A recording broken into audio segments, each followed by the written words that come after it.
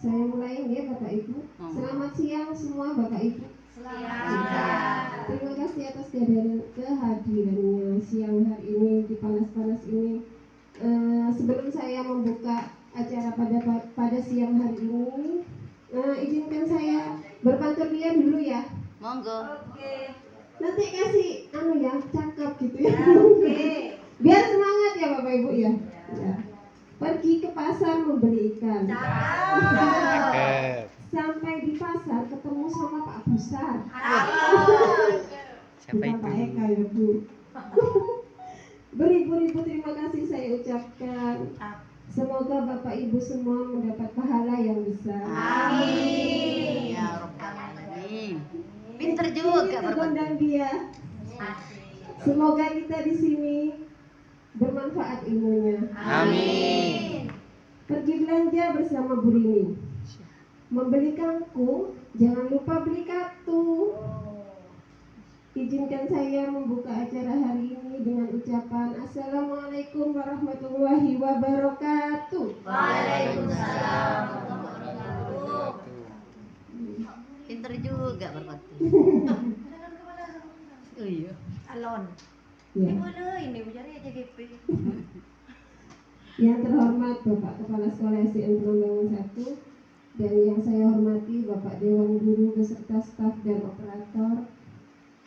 Puji syukur kehadiran Allah Subhanahu wa taala karena pada siang hari ini kita dapat berkumpul di sini dalam acara aksi nyata saya sendiri di JGP Angkatan 9 tentang penyebaran dan penerapan budaya positif.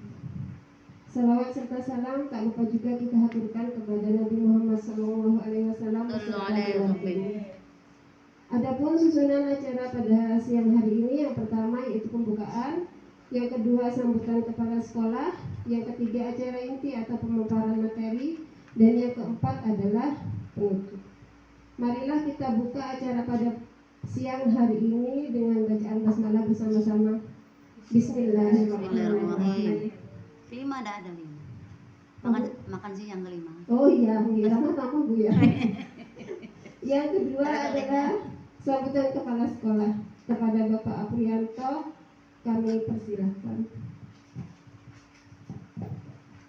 Assalamualaikum warahmatullahi wabarakatuh.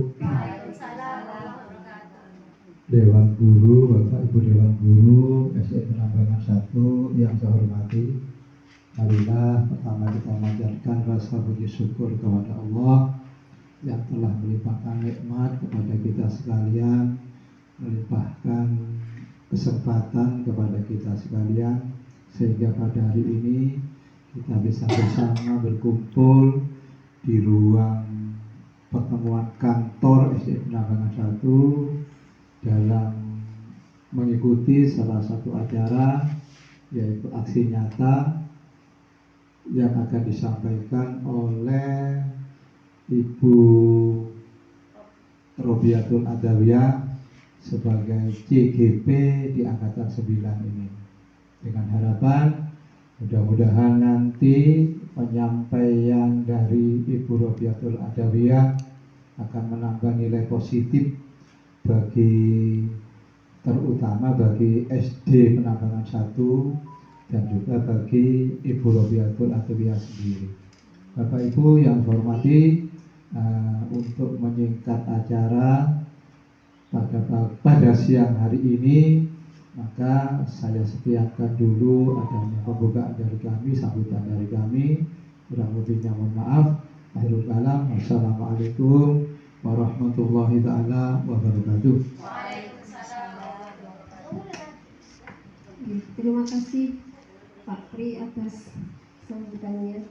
Nah, untuk acara yang ketiga, kita langsung masuk ke acara inti saja nih Bapak Ibu, yaitu pemaparan aksi nyata menyebarkan pemahaman dan penerapan pengalaman budaya positif. Nah, kalau dilihat dari judulnya budaya positif, kira-kira yang ada di pikiran Bapak Ibu apa? Budaya Membiasakan hal-hal yang baik. Nah, betul ya. Jadi kayak budaya itu kan kebiasaan gitu. Jadi kebiasaan-kebiasaan baik yang bisa kita lakukan atau kita terapkan di sekolah. Gitu. Lanjut nggih? Nah, ini Bapak Ibu. Jadi nanti yang akan kita bahas dalam aksi nyata ini ada 7 Bapak Ibu. Banyak ya. Yang pertama yaitu perubahan paradigma belajar. Yang kedua disiplin positif. Yang ketiga motivasi perilaku manusia. Yang keempat kebutuhan dasar manusia.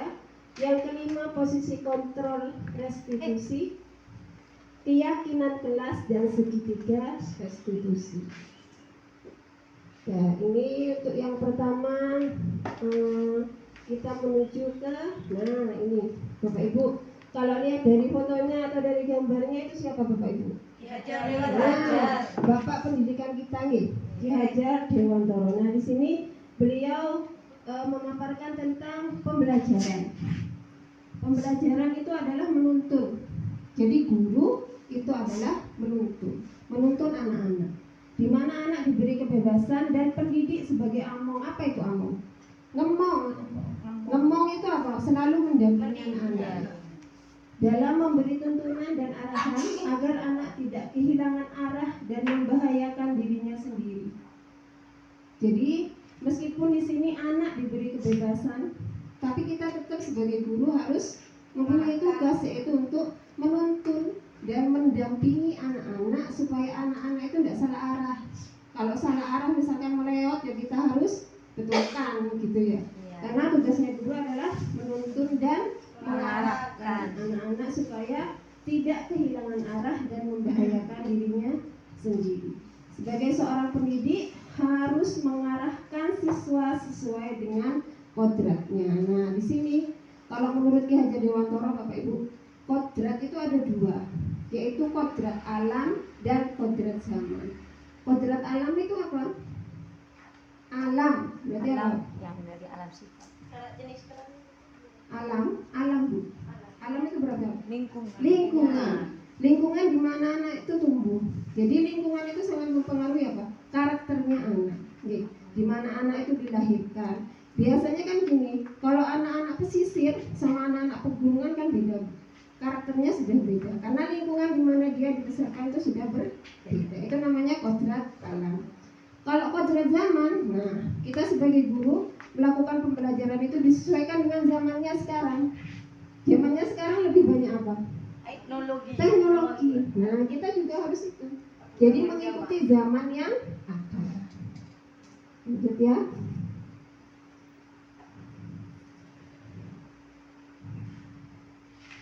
Nah ini penerapan pemikiran Ki Hajar Dewantoro. Ini Bapak Ibu, dari kecil kita selalu membaca ini ya, semboyan Ki Hajar Dewantoro. Ingarso suntulodo ingmadu mangkarso tuturian ya, ini sering ya kita dengar ya. Di depan sebagai seorang guru kita harus jadi teladan, di tengah menjadi penyemangat, di belakang kita sebagai pendorong atau pemberi motivasi. Anak memiliki keunikan masing-masing.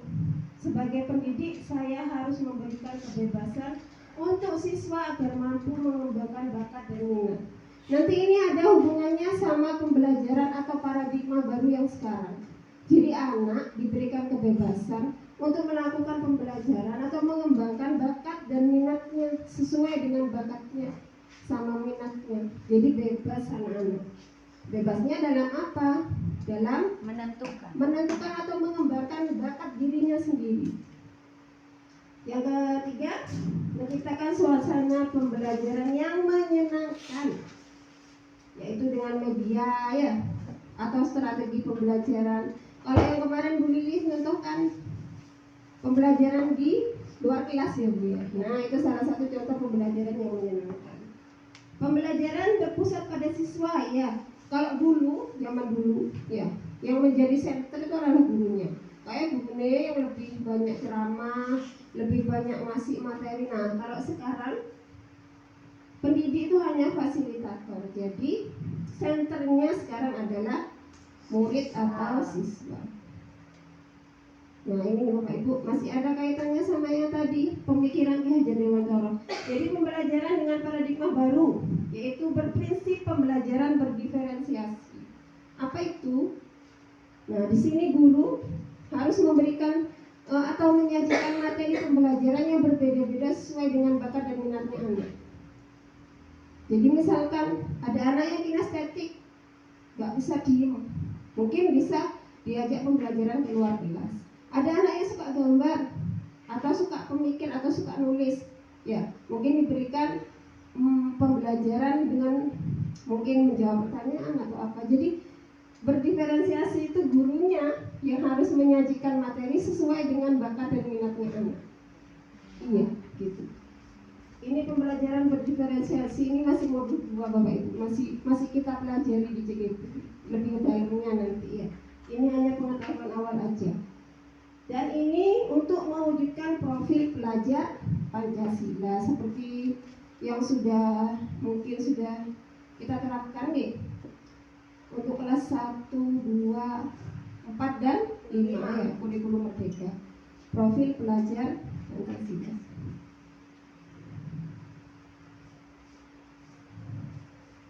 Nah ini Bapak Ibu, merubah paradigma stimulus respon kepada penetapan teori kontrol.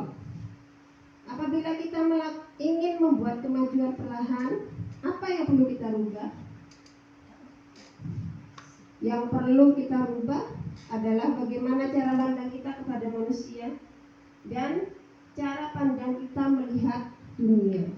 Kalau materinya mungkin agak susah diambil, tapi kalau ada contohnya seperti ini Bapak Ibu ya. Nah ini Bapak Ibu,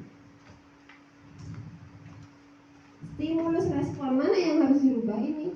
Dari stimulus respon ke teori kontrol. Di situ ada beberapa penjelasan. Kalau stimulus respon itu realitas kebutuhan kita sama, padahal kebutuhan setiap orang berbeda-beda. Ya. Semua orang melihat hal yang sama, setiap orang memiliki gambaran yang berbeda. Mencoba mengubah orang agar berpandangan sama dengan kita. Kalau teori kontrol, kita berusaha memahami pandangan orang lain tentang dunia. Yang keempat, perilaku buruk dilihat sebagai suatu kesalahan.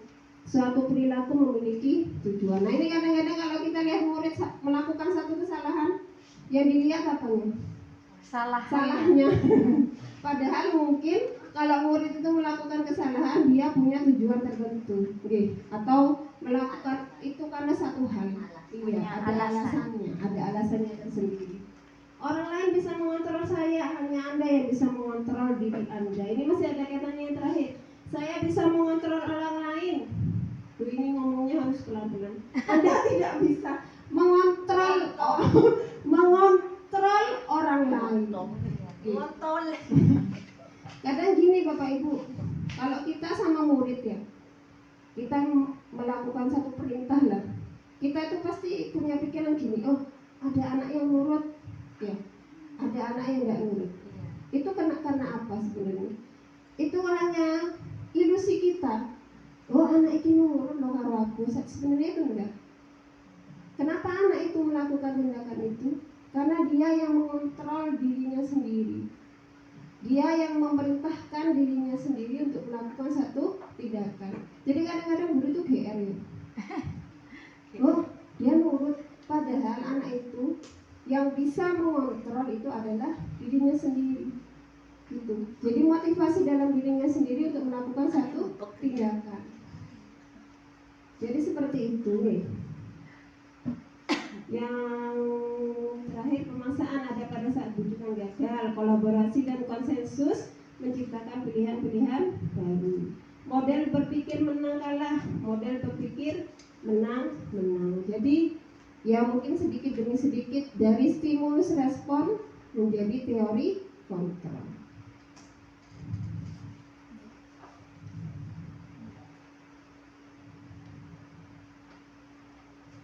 Nah, masuk ke ini.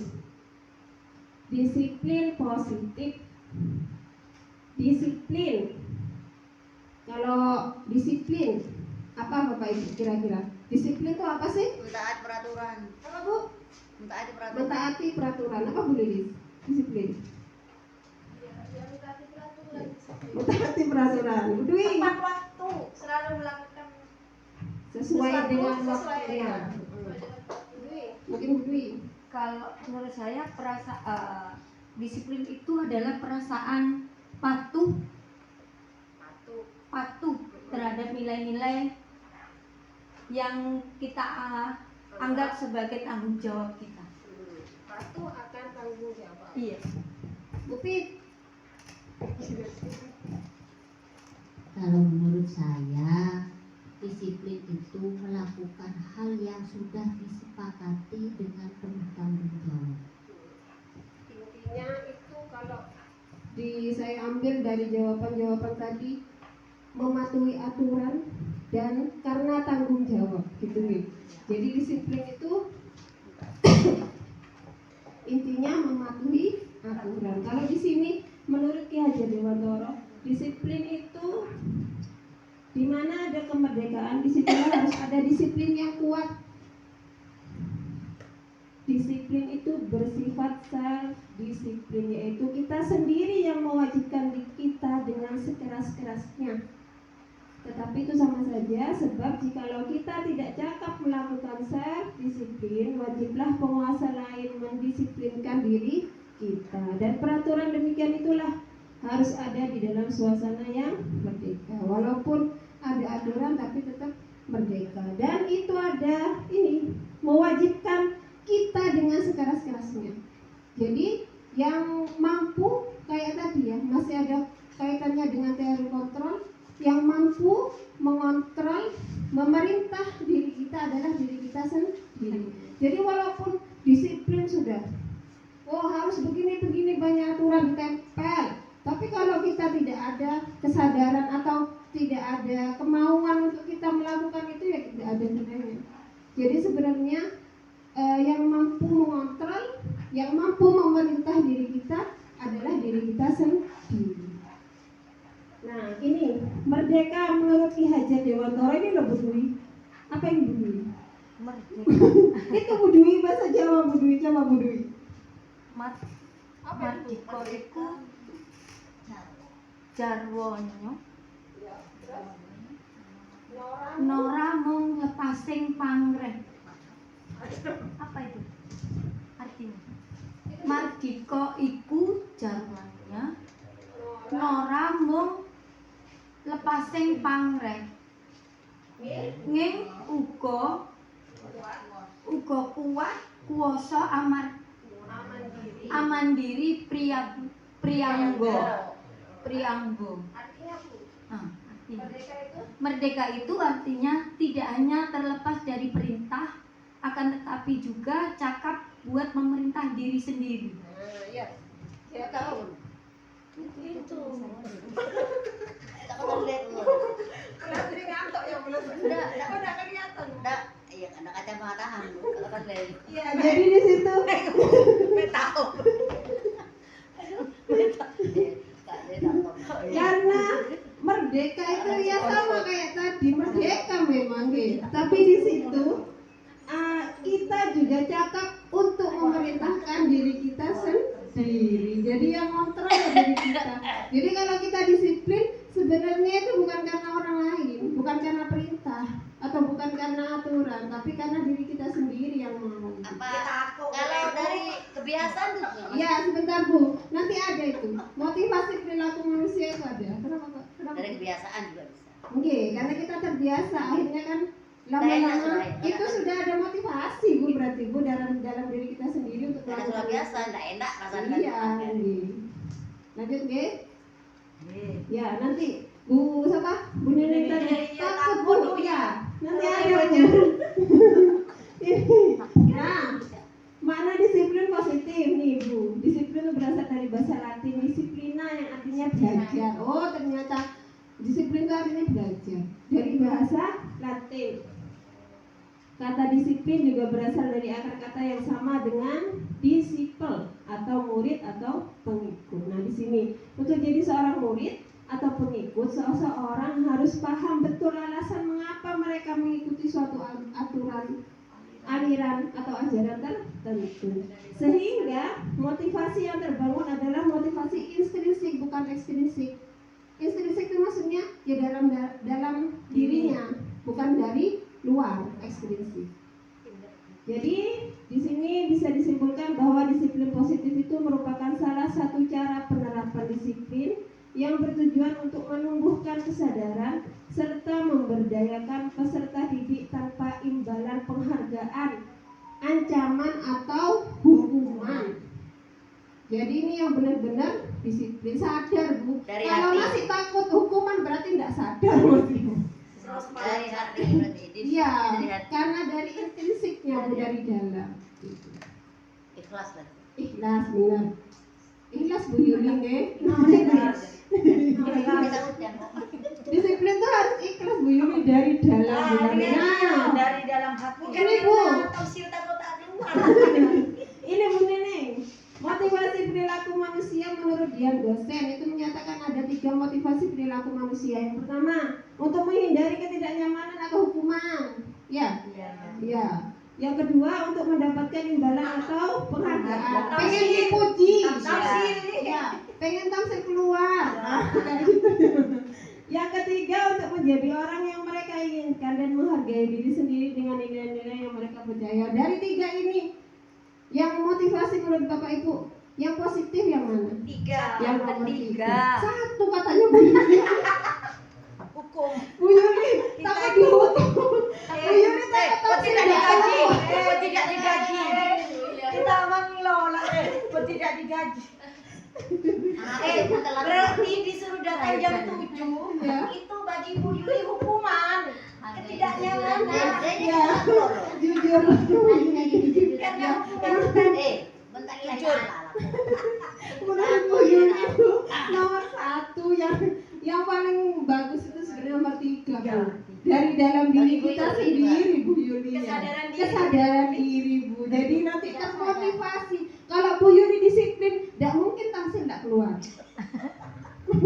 Ya kan? Tidak mungkin takut tamsil aduh jangan tuh. Tidak mungkin kayak gitu karena sudah kita disiplin. Apa katanya Gitu, aman? ya.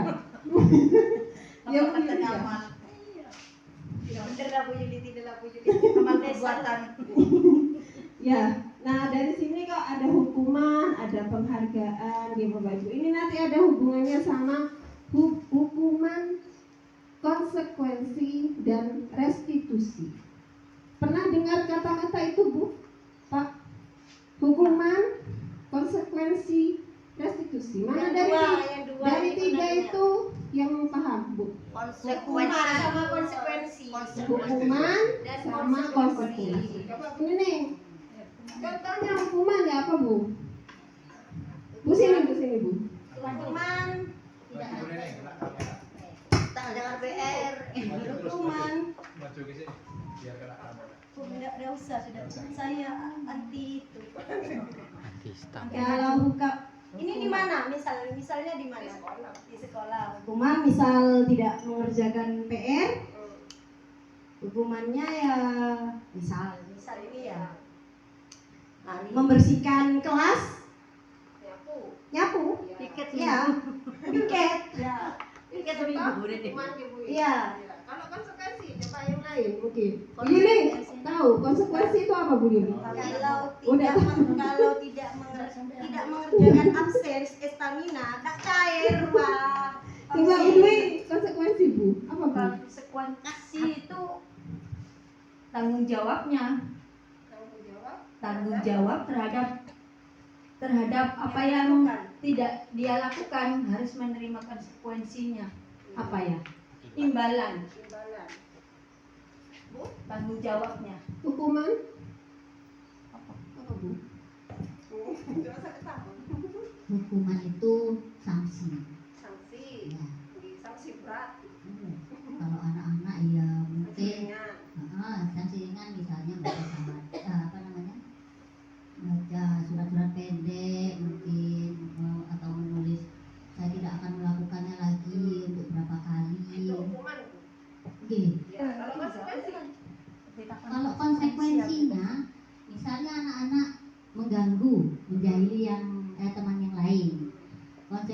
artinya mereka harus bisa meredakan amarah temannya itu. Mungkin itu. Terima kasih. Nah, dari 3 tadi, Apa bedanya dengan tanggung jawab? hukuman, konsekuensi, dan restitusi. Di sini ada Tanggung jawab Bapak. ada hubungan. Jangan dilihat tulisannya banyak tadi. Nah, ini Bapak Ibu. Hukuman kayak tadi, misalkan udah ngajarkan PR, disuruh bersih-bersih. Kalau hukuman itu satu arah Bapak Ibu, mendadak, dadaan. Jadi tidak ada pembicaraan terlebih dulu. Murid tidak tahu apa-apa. Jadi kalau misalkan dia melakukan satu pelanggaran, dia tidak tahu mau dihukum apa. Itu namanya hukuman. Jadi satu arah dari guru saja. Jadi murid tidak diikut sertakan. Itu namanya hukuman dadaan. Bukan kesepakatan gitu Bukan. kan ya. Jadi tiba-tiba murid telat, lari ke lapangan. Oh gitu. Jadi anak-anak kan kaget. Bu. Nah kayak gitu. Jadi kalau hukuman itu dadak. Jadi tidak ada kesepakatan. Dan biasanya kalau hukuman itu fisik menyakitkan. Biasanya gitu kalau hukuman. Kalau konsekuensi, nah ini sudah lebih baik lagi tingkatannya. Sudah 2 arah, maksudnya sudah ada kesepakatan antara guru dan murid. Jadi kalau murid sudah tahu kalau dia melanggar itu dia akan dapat apa? Itu kesepakatan. Jadi walaupun lari keliling lapangan, tapi kalau itu kesepakatan antara guru dan murid, ya bukan hukuman namanya, konsekuensi. Gitu. Gitu. Jadi 2 arah antara murid dan guru. Nah, kalau restitusi tingkatannya lebih tinggi lagi, Bu. Proses menciptakan kondisi bagi murid untuk memperbaiki kesalahan. Jadi anak itu tahu salahnya apa. Kamu salahnya apa? Kamu mau memperbaiki enggak? Bagaimana caranya memperbaiki? Jadi anak itu disuruh untuk memikirkan jalan keluar dari masalahnya dia sendiri. Kira-kira apa yang bisa kamu lakukan untuk memperbaiki kesalahan kamu? Kayak gitu. Jadi yang memutuskan itu anak itu sendiri. Telat misalkan. Kira-kira apa? Apa? Kamu tahu salahnya kamu apa?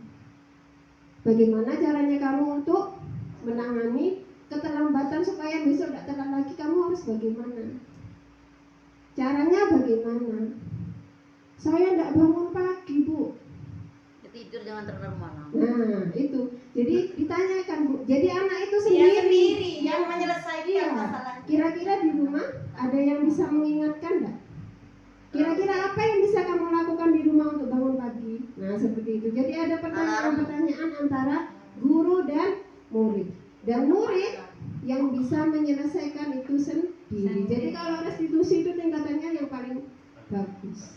Yang paling tinggi. Jadi harus bisa menyelesaikan Masalahnya sendiri. Daripada konsekuensi. Kritis. Jadi menyelesaikan masalah Daripada hukuman ya. Kalau hukuman itu satu arah. Jadi gurunya aja dadaan. tiba-tiba ya. Jadi shock gitu anak-anak jadi shock gitu. Kaget gitu. Di nongkrong ada susah kamu. Kenapa kok enggak shock, Bu? Karena sudah terbiasa kayak gitu. Iya. hawanya panas. Jadi Jadi anaknya tidak shock. Tambah murid kuli coki lah dari rumah. banyak bagusai mana ada yang gua tuh. Asrul. iya Nah, ini Bapak Ibu. Wah, penjita keterlip. Oh, dan kelihatan. Ini identitas gagal. Hukuman itu identitas gagal. Yang beridentitas sukses itu adalah konsekuensi dan restitusi. Itu adalah disiplin. Di situ banyak sekali Bapak Ibu ya. Nih, itu hasilnya negatif, netral, positif. Kalau hukuman itu hasilnya negatif, kalau konsekuensi itu netral, kalau restitusi positif. Yang sebelah sana, murid belajar. Kalau hukuman, murid belajar menyembunyikan kesalahan. Kalau konsekuensi, murid anak belajar taat peraturan. Kalau restitusi, anak belajar memecahkan masalah. Ini hasilnya. Ini dibuat guru kalau hukuman. Kalau konsekuensi dibuat guru dan murid. Kalau restitusi dibuat murid. Jadi murid yang membuat sendiri. kelihatan ya Bu ya? Iya, Kecil ya? Ini lebih lengkap sebenarnya daripada yang tadi. Jadi sini tahu hasilnya, tahu dampaknya. Nah ini yang coba Ibu. Pernah nggak kita berpikir kalau anak berbuat salah itu ada salah satu kebutuhan yang tidak terpenuhi di dalam dirinya? Pernah kita berpikir kayak gitu Bapak? Iya. Iya. Jadi kadang-kadang kok anak ini buat salah terus ya? Cari perhatian. Ya kayak gitu. Itu pasti ada salah satu kebutuhan yang tidak terpenuhi oleh di hatinya atau dalam dirinya. Jadi dia melakukan satu hal itu, ya ada tujuannya itu tadi. Kalau di sini kalau dilihat dari kebutuhan dasar manusia, Bapak Ibu, kalau menurut Bapak Ibu, apa aja kebutuhannya? Pak Pri mungkin kebutuhan dasar manusia, Pak. Uang, Bu. Mama makan nasi. Bu Yuli nanti tak tanyain apa kebutuhannya, Bu. Antara lain kebutuhan biologis. Biologi kan tadi, Pak. Kebutuhan biologis itu kebutuhan dasar manusia. Ya kebutuhan kita ingin rasa senang, kebutuhan kita ingin pacaran, kebutuhan kita ingin belajar, itu kebutuhan biologis. Kasih Iya. sayang, cinta, Pak. Tuh mungkin yang lain bisa nambahin. Terima kasih, Pak. Bu Yuli, Ayo Bu Yuli. Kebutuhan dasar manusia, Bu. biologis, Bu Yuli. Apa? Udah ada orang sertifikasi. Aduh. Bu, kalau pengen sertifikasi itu CGP. biar cepat. Enggak ada. Iya kok, sertifikasi. Bu Lilis. Coba Bu.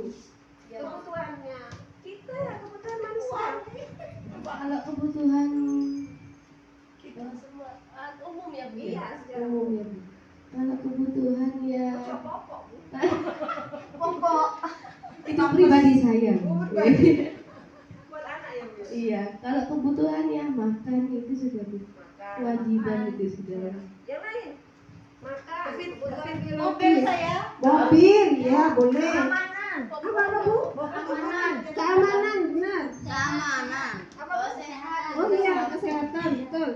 Ya, itu semuanya adalah kebutuhan dasar kita Ketenangan. sebagai manusia. Kalau yang terlihat mungkin makan, minum, ya Bu. Ya, Uang, uang.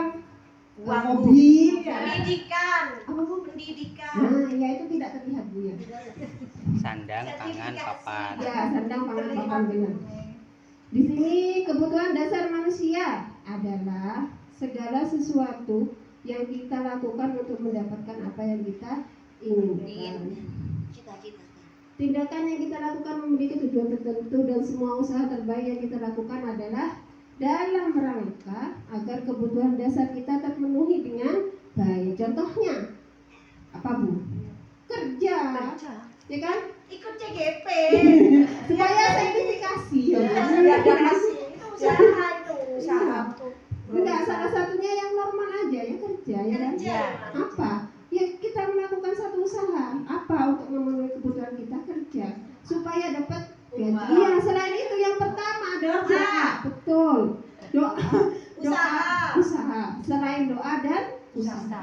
Tawakal. Tawakal. Kalau Bu Yuli tidak berhenti doa ada ya Bu ya. Oh, setiap hari. Hadirin. Nah, di sini Bapak Ibu ada lingkaran itu ya. Itu adalah lingkaran kebutuhan dasar manusia. Yang pertama adalah bertahan hidup. Itu fisiologi yang terlihat secara fisik. Makan, minum, rumah, kesehatan, makanan. Yang kedua penguasaan, berhubungan dengan kekuatan untuk mencapai sesuatu, menjadi kompeten, menjadi lebih terampil, didengarkan dan memiliki rasa harga diri. Kesenangan, healing, jalan-jalan, belanja, shopping, Camping. terus apa bermain, tertawa. Nah, itu salah satu kesenangan itu Bapak Ibu. Yang keempat, kebebasan, mempunyai otonomi untuk kemandirian di dalam dirinya, memiliki pilihan dan mampu mengendalikan arah hidupnya sendiri. Itu namanya bebas. Jadi tidak terpengaruh oleh orang lain. Jadi dirinya punya kemandirian untuk melakukan satu tindakan. Ini sebenarnya Yang terakhir ini adalah satu hal yang harus terpenuhi sekali. Kasih sayang dan rasa terima. Biar tidak jeblay. Kasih sayang dan rasa diterima di keluarga terutama ya. Iya. Disayangi Suami. Belai-belai. Udah dibelai-belai katanya. Disayang anak. Disayang anak. Cucu. Kalau sudah punya cucu disayangi cucu. Sayang mertua. Udah sayang. Yang punya Bu Dwi sayang mertua Bu Dwi. Dia sayang sayang sekali. Mertua. Ya apa tadi? Aduh tadi. Dah, ini Bapak Ibu ya. Jadi 5 kebutuhan dasar manusia. Kalau misalkan ini kita hubungkan sama kebutuhan siswa. Apa iya semua anak sudah terpenuhi kebutuhannya? Menurut Bapak Ibu, yang paling siswa belum terpenuhinya itu di mana? Mungkin kalau bertahan hidup orang tua insya Allah ya. Penguasaan. Nah, penguasaan contohnya apa? Kalau murid di kelas contohnya. Penguasaan materi. Penguasaan materi. Tidak paham-paham. Penguasaan diri. Apa Bu? Penguasaan diri ya. Sering itu mungkin nggak percaya diri mungkin. Penguasaan. Contoh kecil aja di kelas. Tidak menaati tanda tertib itu. Penguasaan di kelas itu contohnya misalkan jadi ketua kelompok, Oh, iya. bisa ngatur teman-temannya, Oh, iya. merasa dihargai, ya kan? Jadi ketua kelas. Nah, itu salah satu penguasaan di kelas. Kalau dalam lingkup kecil, yaitu tadi jadi ketua kelompok itu. Jadi biasanya kalau anak-anak ayo ketua kelompoknya, wah biasanya kan anak-anak berubah, gitu karena semuanya punya rasa itu, pengen dia menjadi apa? Dihargai sama teman-temannya. Jadi pengen ngatur gitu. Itu namanya kebutuhan kepenguasaan. Kalau lebih tinggi lagi mungkin bisa kita latih jadi upacara ya. Jadi pemimpin upacara. Terus di sini juga ada pencapaian sesuatu. Misalkan ikut olimpiade, dan dia bisa menang. Nah itu kan ada Kebanggaan. itu, iya kebanggaan tersendiri. Itu namanya penguasaan. Kalau kasih sayang Bapak Ibu, Udah. anak-anak, Iya. iya Iya. terjamin. Tapi ada yang Apa, Bu? kayaknya tidak. Iya. Mungkin kalau anak-anak yang kurang kasih sayang itu di kelas biasanya dia akan melakukan hal-hal yang mencari-cari Caper. Iya, dari Caper itu. dengan melakukan hal-hal yang negatif. Kenakalan. Iya, itu. Biasanya karena Menggoda itu, temannya. kebutuhan kasih sayangnya. Iya. Mungkin di rumah orang tuanya sibuk ya. Sibuk kerja, pulangnya malam, tidak ada perhatian. Nah, Broken biasanya home. iya. Aduh, iya benar. Oh, bagus, benar. Aku broken home. Baru kali ini Langsung bagus. Pinter. Ini bagus, broken home. Jangan bisa nyindir orang. Anak-anak yang orang tuanya berpisah. Ya. Jadi mungkin ada kurang kasih sayang kalau ikut ibunya, kurang kasih sayang ayahnya. Kalau ikut ayahnya, kurang kasih sayang ibunya, gitu ya. Jadi itu sangat berpengaruh terhadap mental anak memang kalau di kelas. Dan ini mungkin kasih sayang ini ya.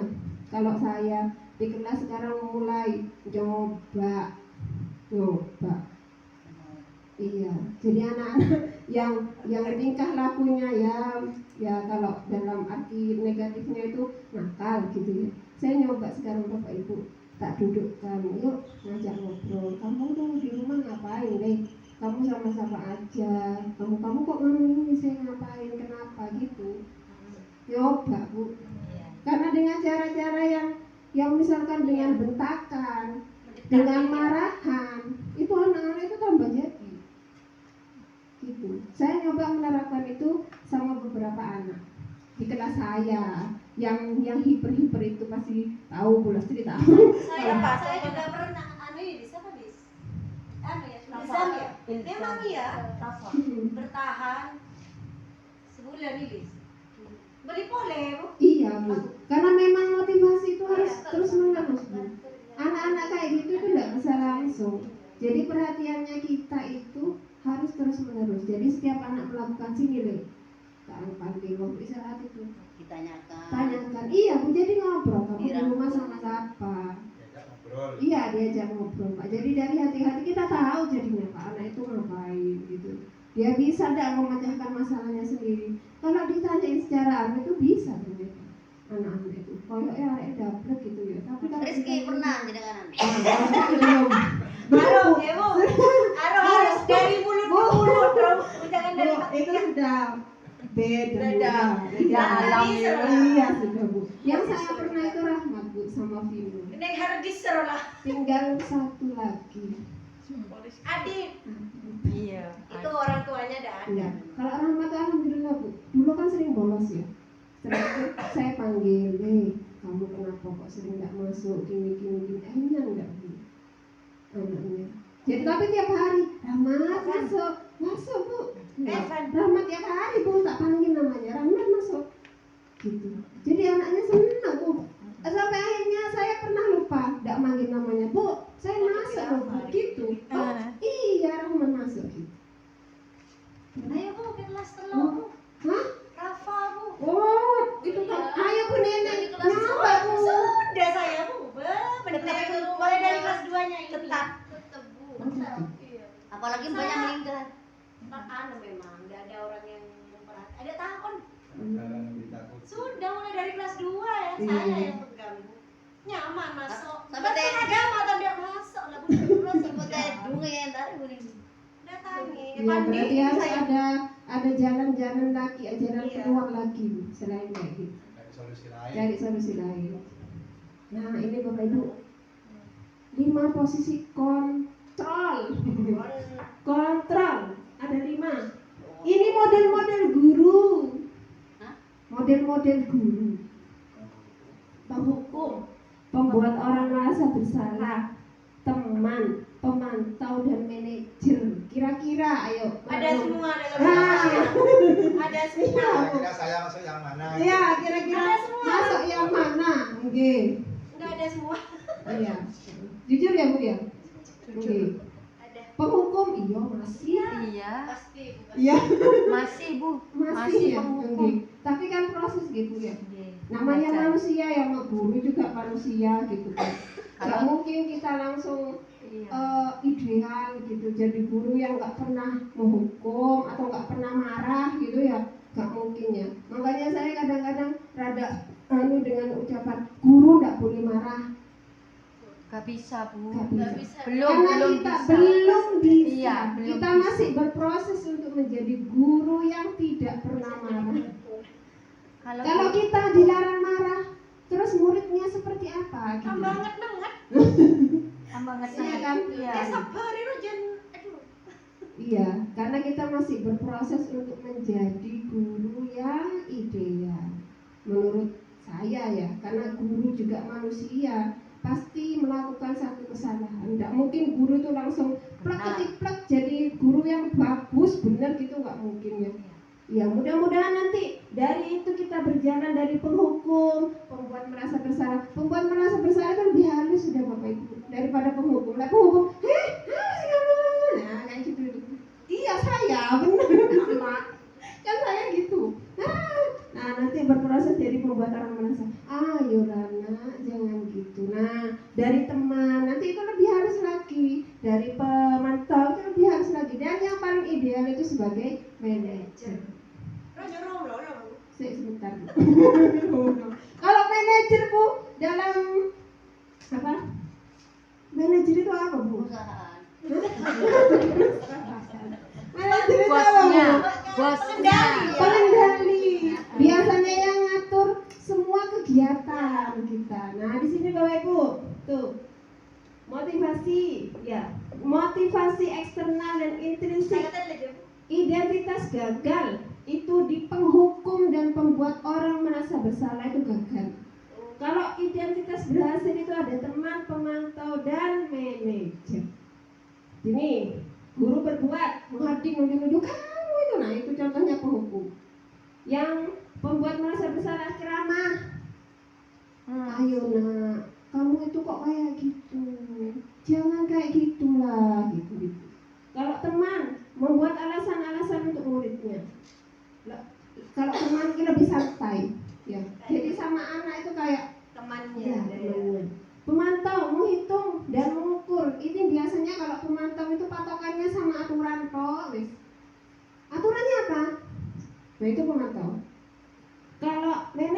mengajukan pertanyaan-pertanyaan. Kalau manajer itu ada hubungannya sama, masih erat kaitannya sama restitusi tadi Bapak Ibu.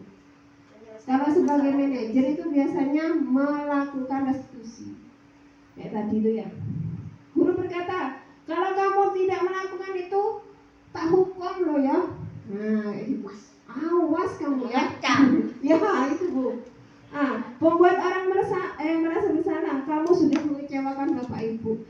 Kira-kira kalau kamu orang tuamu tahu, nah kayak gitu. Ya apa sedihnya mereka itu orang membuat orang merasa bersalah. Ya. Teman, lakukan untuk Bapak sama Ibu dong. Ayo dong, kamu dong gitu. Jadi lebih santai, ya. Ayo besti. Pemantau, nah ini sama kan? Apa aturannya? Pokoknya kalau pemantau itu lebih ke aturan. Terus manajer, apa yang kita yakini? Keyakinan apa yang perlu kita tingkatkan? Nah kayak gitu Bapak Ibu. Hasilnya, kalau penghukum memberontak, jadi bukan tahu berontak ya, pemberontak. Jadi kayak apa ya, anaknya itu tambah memberontak, tidak mau. Yang ini jadi pembohong. Kalau pembuat orang merasa bersalah. Kalau teman jadi ketergantungan, tidak bisa memutuskan sendiri. Jadi selalu tergantung sama gurunya. Karena dipikir gurunya itu temennya gitu loh. Wes pokoknya aku jadi Fitri wes gitu. Jadi tergantung.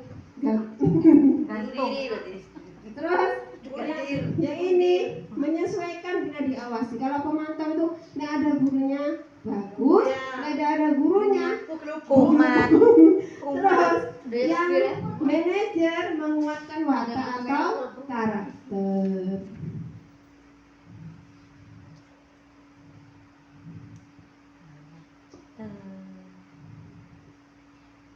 Dan ini sudah ya.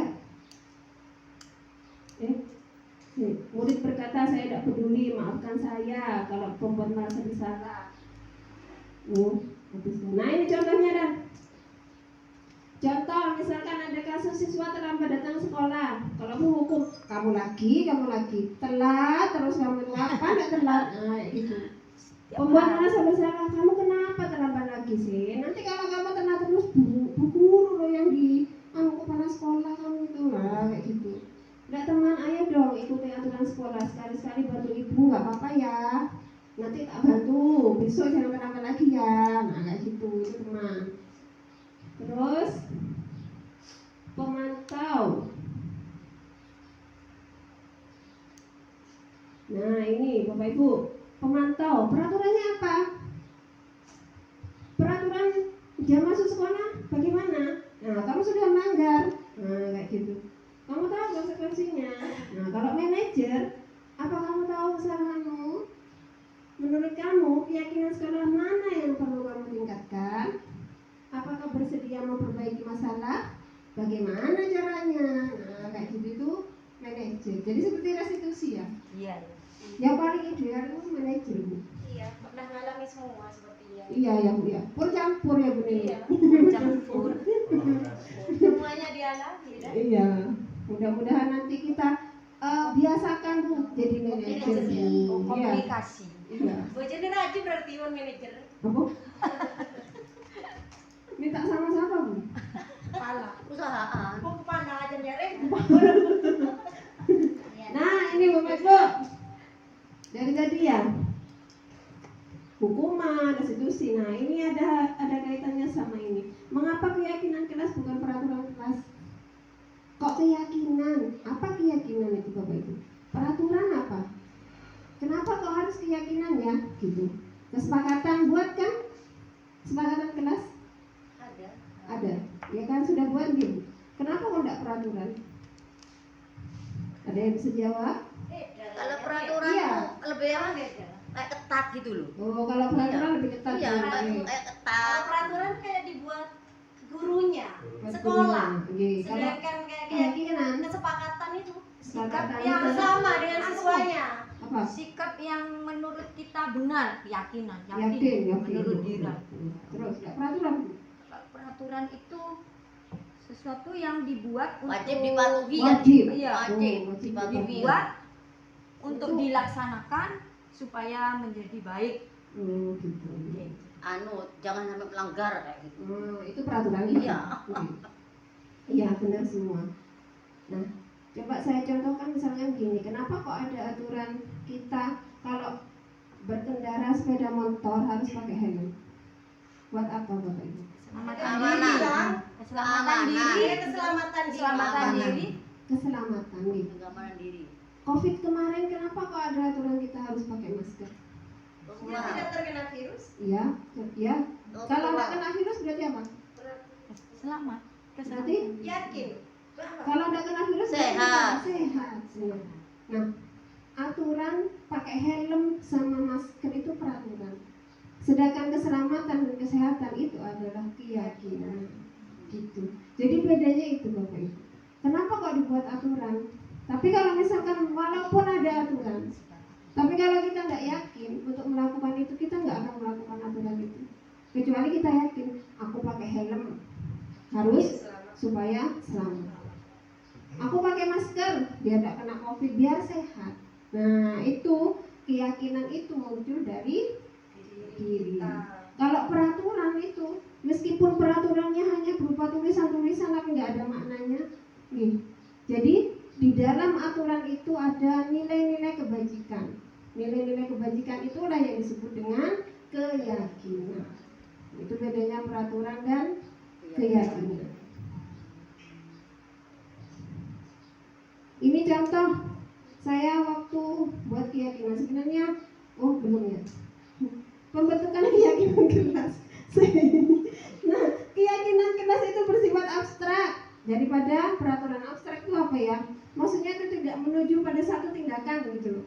Abstrak. Kalau peraturan itu lebih konkret. Pakai helm, pakai masker. Nah, kalau keyakinan kan enggak. Keselamatan, jagalah keselamatan Anda di jalan. Kan abstrak kan? Maksudnya tidak menuju pada satu tindakan kan? Keselamatan kan banyak, tidak hanya pakai helm toh. Apalagi hati-hati terus pakai sabuk pengaman ya. Apa itu ngecek kendaraan, ngecek ban, nah, itu kan keselamatan. Ya betul, dia tidak ditilang ya Bu.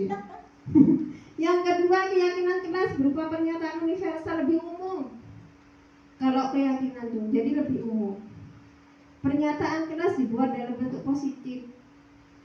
Maksudnya pasti ya, yang namanya keyakinan itu pasti positif hal. Keyakinan kelas hendaknya tidak terlalu banyak supaya anak-anak mudah mengingat. Keyakinan kelas sampai 10 gitu. Anak-anak kan lupa. Apa ada keyakinannya lupa gitu. Baca, kan ada. Iya, makanya di sini kan keyakinan kelas hendaknya tidak terlalu banyak. Karena kalau keyakinan kelas itu universal Bu. Jadi banyak. Menghormati, menghargai itu banyak sudah. Contoh-contohnya itu kan banyak. Jadi kan bisa kan tidak terlalu banyak gitu ya. Kan ada nilai-nilai banyak di situ gitu. Terus keyakinan kelas sebaiknya sesuatu yang dapat diterapkan di lingkungan tersebut. Jadi kalau keyakinan kelas disesuaikan dengan kebutuhan kelasnya. Apa? Semua warga tidak ikut, iya. Kalau warga kelas ya pastinya murid sama guru. Kepala sekolah tidak perlu. Jadi karena itu keyakinan kelas ya harus dibuat guru sama murid. Bersedia meninjau kembali keyakinan kelas dari waktu ke waktu. Jadi nggak saklek gitu loh. Jadi bisa berubah sewaktu-waktu sesuai dengan kebutuhan kelasnya. Iya, enggak permanen Pak. Saklek itu. Ini contohnya kemarin saya buat. Sebenarnya sudah buat kesepakatan kelas dulu ya, tapi tidak sesuai prosedur. Iya, kalau sekarang kemarin saya buat ini sesuai prosedur pembentukan keyakinan kelas. Itu contohnya Bapak Ibu. Foto yang sebelah kiri ya. Itu mempersilakan murid di kelas untuk berpendapat tentang peraturan yang perlu disepakati. Jadi anak-anak saya kasih sticky note, tulis peraturan kelas atau peraturan sekolah yang kamu tahu. Tulis di sticky note itu ya. Setelah itu saya suruh tempel di papan. Tempel banyak Bapak Ibu. Dari banyak peraturan dari anak-anak itu tadi. Kemudian saya pilih beberapa peraturan yang menurut saya sesuai sama kebutuhan anak-anak. Jadi di situ saya pilih 4 dari banyak itu. Menurut saya itu sudah mewakili dari banyak pendapat itu tadi. Jadi itu kan banyak ya, tuh fotonya anak-anak nempel di kelas itu kan banyak stiker note-nya. Nah setelah itu yang bawah sendiri ini saya rangkum. Jadi 4 peraturan kelas yang saya ambil, yang saya sesuaikan dengan kebutuhan kelas saya. Kemudian dari situ, nah ini Bapak Ibu, dari peraturan kelas itu kan kalimatnya masih konkret ya, tidak boleh telat. Nah, pakai seragam lengkap, nah kayak gitu. Nah dari situ itu dirubah menjadi kalimat yang lebih positif. Contohnya itu, jangan mengganggu orang lain. Dirubah menjadi kalimat yang lebih positif, saling menghormati dan menyayangi dengan semua orang. Nah, jadi dari kalimat peraturan-peraturan kelas yang sudah anak-anak, pendapatnya anak-anak itu tadi dirubah menjadi kalimat-kalimat yang lebih positif. Kemudian dari kalimat positif itu kita cari nilai kebajikannya apa di dalamnya. Baru itu dijadikan keyakinan dan disepakati oleh semua warga si kelas. Ini contohnya. Nah ini Bapak Ibu. Nah ini nilai kebajikan dan menyepakatinya, menggali perilaku. Jadi contohnya misalkan satu tadi menghormati dan menyayangi anak-anak, menyayangi semua orang. Contohnya apa? Menghormati itu apa? Tidak bully Bu, ya. Tak usah apa itu mengejek Bu, cak-cakan Bu. Nah kayak gitu itu. Menghargai, contohnya apa? Bantu teman Bu, kan universal, ya. Jadi di situ. Setelah itu memperdalam tugas warga kelas. Kamu murid tugasnya apa? Belajar, menghargai teman, menghormati guru. Nah kayak gitu. Kalau bu guru tugasnya apa? Ya mengajar, mendidik kamu. Nah kayak gitu. Kemudian setelah itu, nah ini anak-anak saya libatkan Bapak Ibu ya. Setelah jadi keyakinan kelas di papan disepakati, anak-anak tak suruh buat sendiri sama saya. Itu contohnya. Jadi di sticky note itu ditulis yang rapi, saya tulis itu anak-anak buat sendiri di bawah ya. Kemudian setelah jadi, anak-anak datang tangan kemarin saya cap jempol. Anak-anak, ayo validasi. Ini berarti tanda kesepakatan bahwa kita sepakat keyakinan ini. Yuk cap jempol, pakai cat warna kemarin saya. Jadi anak-anak senang. Pakai cat akrilik, ya cap jempol, kasih nama jempolnya sendiri. Gitu. Jadi setelah itu, nah setelah jadi itu, ayo mana tunjukin jempolnya saya gitu. Itu salah satu validasi anak-anak bahwa dia meyakini keyakinan kelas yang sudah dibuat. Rizky gitu. apa keyakinannya? Hah? Rizky tidak masuk sekolah ada apa gitu. Koyo enak Rizky. Apa Rizky? Apa nih sirin saya? Kalau Rizky kudu sabar Bu. Wajah tak. Nah ini Bapak Ibu, restitusi. Kayaknya sudah pernah dengar ya, restitusi. Tadi Bu. Segitiga restitusi. Ya masih ada kaitannya sama restitusi yang tadi. Kalau bukan itu Bu. Itu ada bentuk segitiga ya Bu ya. Restitusi adalah proses menciptakan kondisi bagi murid untuk memperbaiki kesalahan mereka sehingga mereka bisa kembali pada kelompok mereka dengan karakter yang lebih kuat. Itu menurut dosen. Nah, di situ ada empat tahapan. Yang pertama, menstabilkan identitas. Kemudian, validasi tindakan yang salah, dan yang terakhir adalah menanyakan keyakinan. Nah, contohnya itu Bapak Ibu, menstabilkan identitas. Buat salah itu tidak apa-apa, manusiawi. Kamu buat salah itu tidak apa-apa. Jadi anak itu tidak merasa bersalah.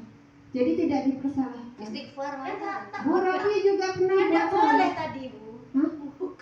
Ya iya, makanya salah itu tidak apa-apa. Gitu, manusia bisa buat salah. Bu guru juga pernah kok buat salah. Gitu. Jadi anak itu tidak merasa bersalah. Bu. Tindakan apa itu namanya? Menstabilkan identitas. Kita bisa menyelesaikan masalah di sini. Di sini Bu Guru tidak mau mencari siapa yang salah, siapa yang benar. Nah, itu namanya menstabilkan identitas. Yang kedua, validasi tindakan yang salah di situ. Adakah cara yang lebih efektif untuk mendapatkan apa yang kamu butuhkan? Kamu tentunya punya alasan mengapa kamu melakukan itu. Padahal kamu bisa melakukan hal yang lebih dari itu loh ya. Tapi kamu nggak melakukan itu. Itu namanya validasi tindakan yang salah. Kamu pasti punya alasan kenapa kok kamu kayak gitu. Nah, itu validasi.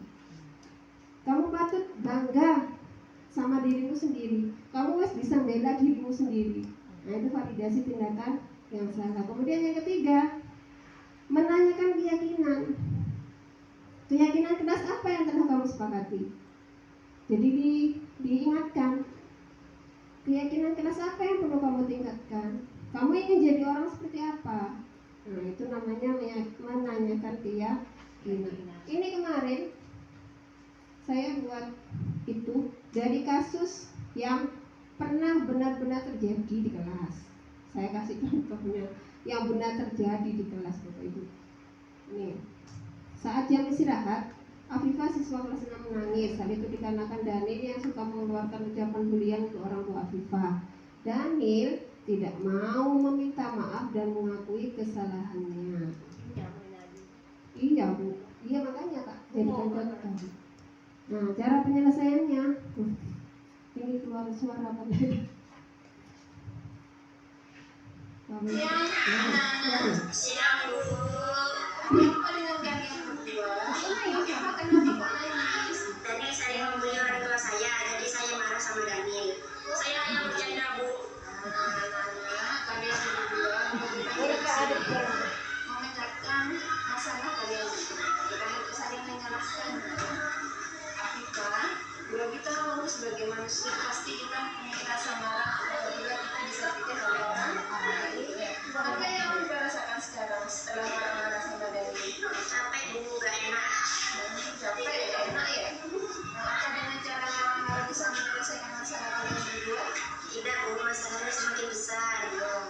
Malah dengan marah-marah itu akan menimbulkan masalah-masalah yang baru, masalah-masalah yang sekarang lebih mau tanya apakah kalian masih mau mengingat keyakinan kita ya, bagaimana cara berinteraksi dengan orang lain dengan juga kata sopan dan baik agar kita selalu ya itu kita harus menjaga lisan kita kepada orang lain supaya kita selalu ya, karena dengan ucapan yang tidak baik itu bisa menimbulkan satu masalah. Nah, sekarang Daniel, Afifah, apakah kalian mau memperbaiki kesalahan kalian? Iya Bu, kami siap. Ya, sekarang Afifah, apa yang menginginkan kepada Daniel untuk menyelesaikan masalah ini? Saya ingin Daniel tidak menggunakan ucapan bulian kepada orang tua saya lagi. Nah, bagaimana Daniel? Apakah kamu bersedia berubah atau tidak berucap untuk menyakiti teman kamu lagi? Ya Bu, saya siap. Nah, sekarang apakah kalian berdua mau saling memaafkan? Iya Bu. Maafkan saya Afifah. Ya, saya juga Daniel. Kalian berdua ya. Ya, mudah-mudahan kalian selalu ya. Ya Bu. Nah, itu contoh Bapak Ibu. Contoh dari segitiga restitusi. Kalau kita jadi ini contoh video kemarin di segitiga restitusi bahwa ini salah satu contoh penerapan itu Bapak Ibu apa segitiga restitusi kalau kita ada masalah di sekolah seperti itu. Jadi penyelesaian yang paling ideal itu seperti itu. Jadi ada tiga apa itu tadi tindakan ya. Yang pertama menstabilkan identitas, validasi tindakan yang salah, dan menanyakan keyakinan. Nah, ini materi terakhir Bapak Ibu segitiga restitusi. Mudah-mudahan nanti kalau misalkan kita proses ya, gak apa-apa nyoba kan? Mau nyoba nggak Bapak Ibu nggak? Mau. Ya, pakai segitiga restitusi. Ya. Jadi saling nanya, bertanya jawab dengan siswa, dan siswa diminta untuk mudah-mudahan bisa menyelesaikan masalahnya sendiri seperti itu. Nih, mudah-mudahan bisa. Kelas rendah bisa nggak ya? Yang nyoba dulu Bu Neng. Ya, pakai segitiga restitusi. Meskipun pertanyaannya tidak sesuai ini tidak apa-apa. Kan bisa ingat-ingat apa ya katanya menstabilkan identitas itu kayak apa, nih validasi tindakan sama menanyakan dia. Nah itu materi terakhir Bapak Ibu. Dari awal tadi sampai terakhir mungkin ada yang mau ditanyakan? Bu Yuli, oh, Sudah cukup. Mau ikut CGP 11 katanya. Bu segera Bu, Amin. biar Kakak Bu Neneng. cepet dapat sertifikasi. Usia 50 nanti Bu. Oh. Apa hanya yang 50 Bu? PPG, PPG. CGP cuma Bu. Pensiun lah Bu. Enggak Bu. Ada Bu Neneng maksudnya. Ada Bu Yang Neneng. muda-muda. Ya, nah, mudah-mudahan Bapak Ibu termotivasi. Bapak Ibu tinggal beberapa hari untuk ikut CGP. Karena nanti lagi ditutup katanya Ya, sudah terima kasih. angkatan Terima kasih 11. informasi. Cuman ya itu banyak ilmu loh Bu di situ. Ya kayak gini kan saya sharing Iya. ilmunya dari CGP. Mudah-mudahan ini bermanfaat buat Amin. jenengan, gitu. Pasti Jadi bermanfaat. Ya, Bu. ilmunya kan terus Kami mengalir gitu. Oke. akan dicoba. Iya. Dicoba sedikit demi sedikit gitu. Iya. Bagi nasrolis. Ujian. Lewat kuping kiri. Jadi tidak ada pertanyaan ya Bapak Ibu ke? Oke, sudah Bu. Sudah cukup ya. Iya, terima kasih.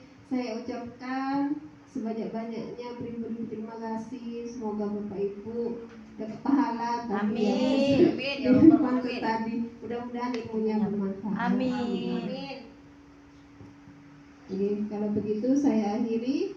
Wassalamualaikum warahmatullahi wabarakatuh. Waalaikumsalam warahmatullahi wabarakatuh.